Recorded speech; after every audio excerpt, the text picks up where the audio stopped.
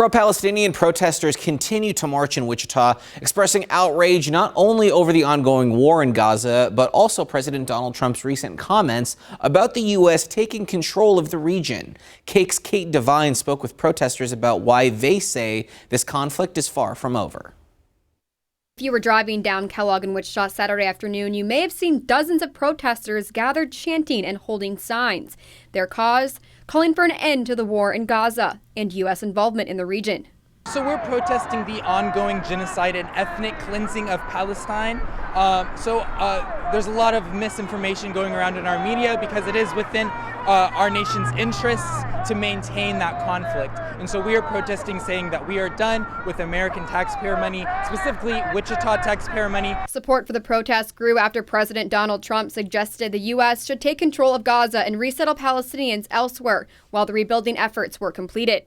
I do see a long-term ownership position, and I see it bringing great stability to that part of the Middle East and maybe the entire Middle East. President Trump's suggestion that the U.S. could take control of Gaza has caused an uproar, with many seeing it as a shift towards more direct U.S. intervention.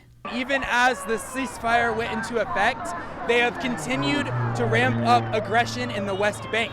And our media have been told, oh, it's over, it's over.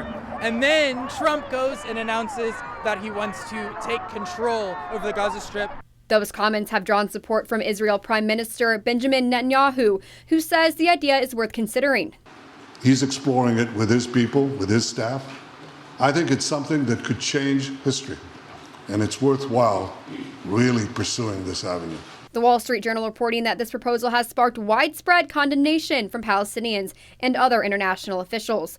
But for those marching in Wichita, the issue goes far beyond the president's words. They say the war in Gaza and Israel's actions in the region may have been escalating for decades and didn't start with the events of October 7th. The idea that this ceasefire is somehow the end of the conflict is very absurd because for you to believe that, you'd have to believe October 7th was the beginning of the conflict, which is simply not true.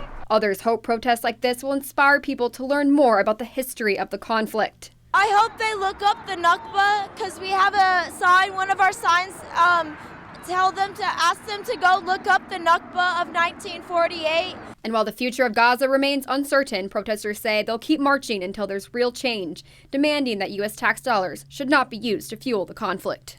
In Wichita, Kate Devine, Cake News, on your side.